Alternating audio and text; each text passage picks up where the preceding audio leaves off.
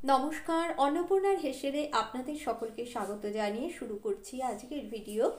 আজ আমি আপনাদেরকে ফুলকপি আলুর চচ্চড়ি বানিয়ে দেখাবো, যেটা শীতকালে খেতে খুব সুন্দর লাগে রুটি, লুচি অথবা পরোটা সব কিছুর সঙ্গেই। ফুলকপিগুলোকে ধুয়ে নিয়ে একটু ভাপিয়ে নিয়েছি, আর আলুও ভালো করে ধোয়া আছে। বন্ধুরা, আসুন চটপট শুরু করি আজকের ভিডিও। ফ্রাইং প্যান বসিয়ে দিয়েছি, পরিমাণ মতন সর্ষের তেল দিয়ে দিলাম।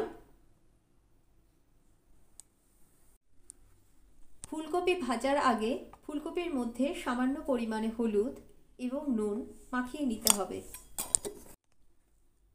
খুবই সামান্য পরিমাণে নুন দিয়ে দিলাম।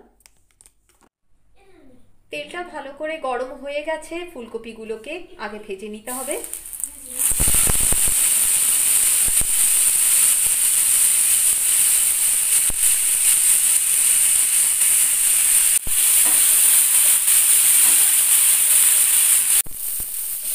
ফুলকপি ভাজা হয়ে গেছে, ফুলকপিগুলোকে এবার তুলে নিতে হবে।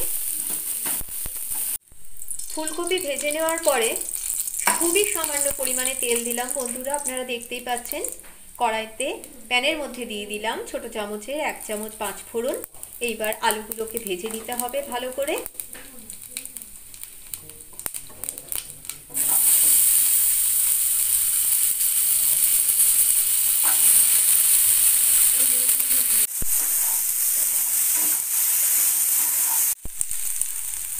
গ্যাসের ফ্লেমটাকে মিডিয়ামে রেখে আলু ভাজার সময় সামান্য পরিমাণে দিয়ে দিলাম নুন, যে হাফ চামচের থেকেও কম হলুদ দিয়ে দিচ্ছি। চিনি দিয়ে দিলাম চায়ের চামচের হাফ চামচের থেকে একটু বেশি, আর দিয়ে দিচ্ছি কাঁচা লঙ্কা এবং টমেটোর পেস্ট। একটা মিডিয়াম সাইজের টমেটো এবং দুটো কাঁচা লঙ্কাকে পেস্ট করে নিয়েছি, আর শুকনো লঙ্কার ব্যবহার আমি এখানে করছি না। আর কোনো মশলাও এখানে অ্যাড করবার নেই। এইবার ভালো করে কষতে হবে আলুটার সঙ্গে।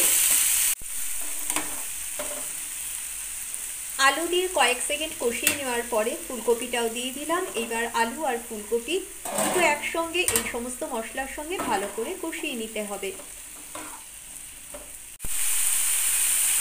মিনিট 3 মতন আলু এবং ফুলকপিকে সমস্ত মশলার সঙ্গে কষিয়ে নেওয়ার পরে পরিমাণ মতন জল প্যানের মধ্যে দিয়ে দিতে হবে।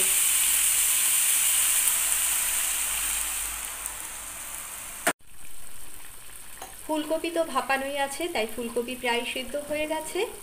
আর পরিমাণ মতন যে জল দেওয়া আছে, আলুটা সেদ্ধ হয়ে গেলেই পুরো জলটা শুকিয়ে নেব না, একটু ঝোল ঝোল রাখবো।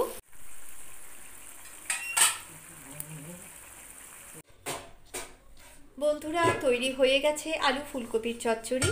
আজকের রেসিপিটি যদি আপনাদের ভালো লাগে তাহলে অতি অবশ্যই আপনারা আমার চ্যানেলটিকে সাবস্ক্রাইব করবেন। ভালো লাগলে লাইক, কমেন্টস এবং শেয়ার করার অনুরোধ থাকলো আপনাদের কাছে।